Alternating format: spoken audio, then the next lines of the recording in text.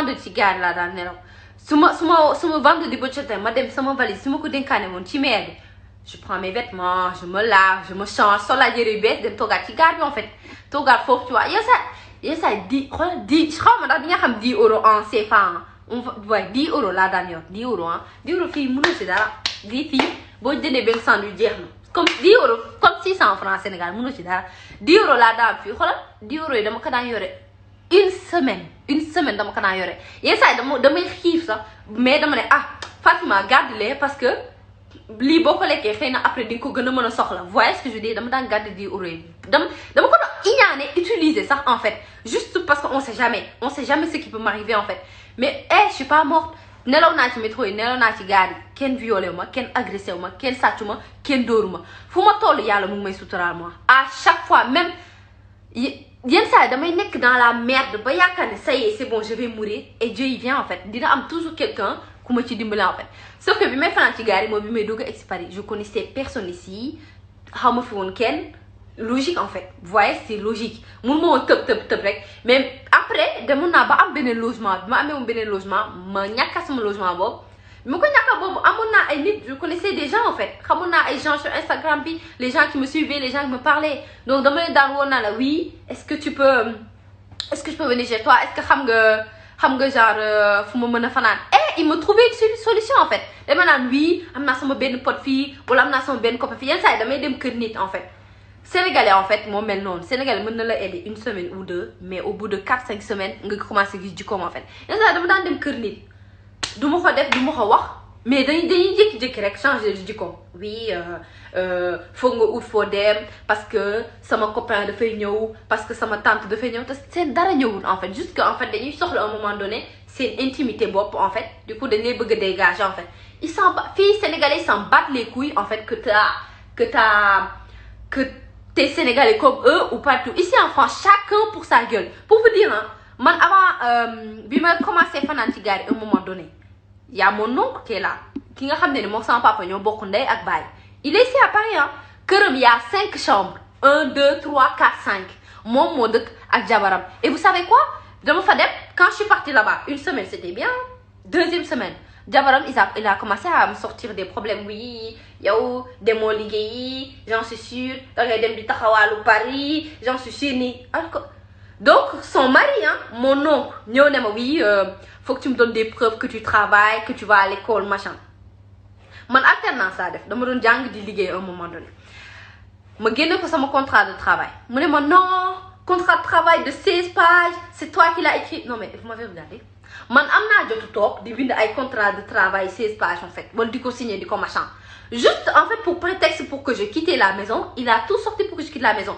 mais man maa ko xam ne du ma xaar nga ne ma Fatima sors de chez moi su ma xamee ne tu commences yaa ngi may commencé buntu xatal yaa ngi may commencé énervé di ma kii je prends mes clics et mes claques je me barre moom sama valise bi mën naa leen ko wadde dafa yóbbu diri 1 2 ma diri ko kenn du ma rey quoi j'en ai rien à foutre de dormir dehors ou dormir man nelaw ci biti ak ci gaar ak sama dignité moo gën may nekk ci kër goo xam ne dañ may xool di ma buntu xataal pour ma génn je peux pas franchement je peux pas en fait non pas du tout donc là quand je vois y a des messages oui t'as pas honte de demander mais j'ai honte de quoi mais honte de quoi en fait je préfère demander de l'aide que dee ci mbedd mi à un moment donné en fait faut se dire la vérité honte de quoi en fait en plus am ñoo xam ne dañ lay bëgg en fait mën nañ la dimbali ils ont des grandes maisons ah ñoom rek ñoo ci nekk nga boo lee laaj xam na lay wax oui je suis désolée je peux pas xam nga rek j'ai mon pote qui va venir machin immeuble bi ma de gardien il veut pas qu'on monte mais attends tu payes ton loyer tous les mois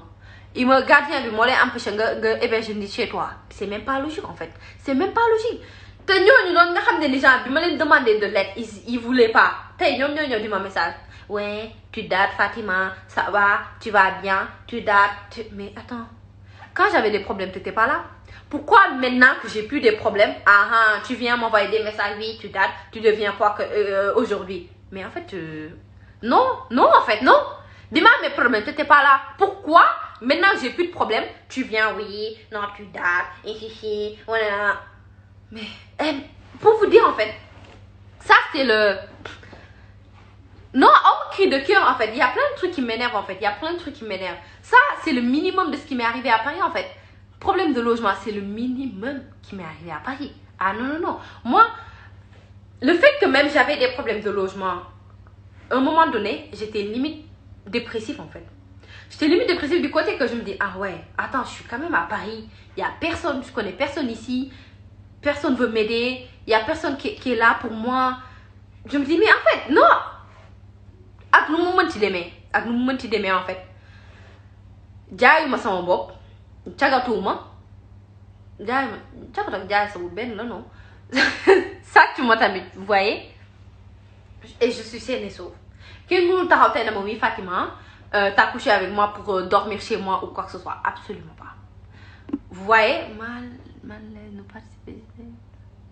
Oui, bah, regardez où je suis. Oui, je suis logée maintenant. Vous voyez. Oui, je vais vous prendre, ne vous inquiétez pas, je vais prendre, on va discuter. Mais là, j'ai vraiment envie de parler ce que je veux dire. Et autre chose aussi, plein de trucs en fait. Plein de trucs en fait. Moi, il m'est arrivé ici plein de trucs. Même, Desna a fait aujourd'hui, je regrette, mais j'avais même pas le choix. En fait, j'avais pas le choix. À un moment donné, dem naa sax ba détourné naa fi xaalis en fait juste pour avoir où j'habitais en fait. Vous voyez, moi j'ai pas envie de le dire, sàcc naa xaalisu jàmbur, sàcc naa 4000 euros jàmbur. 4000 euros au Sénégal c'est des millions. Sàcc naa ko juste pour avoir où j'habitais, juste pour louer quelque part fu ma dëkk, le temps de trouver un vrai logement. Vous voyez ce que je veux dire ou pas? Et ici là à Paris, hein, j'ai fait tout pour avoir un logement. Mais li ma def en fait c'était pour avoir un logement. Defuma ko pour parce que dama amoon envie def ko. Defuma ko parce que dama amoon envie def ko en fait.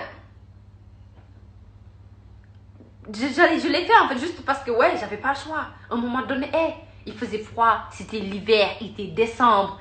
Je dormais dans les gares, à un moment donné, en fait, gars maintenant, à un moment donné, gars ça, en fait, tu pouvais plus dormir dedans. À partir de minuit, gars de nuit en fait.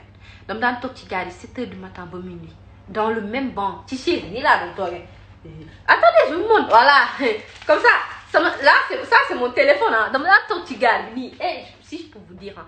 Oh mon manteau, tout le monde s'en monte là parce qu'il fait chaud. Mais là, logement c'est gratuit à Paris, n'importe quoi. On a beau ça Paris là. Dans le petit gars, ça c'était mon téléphone.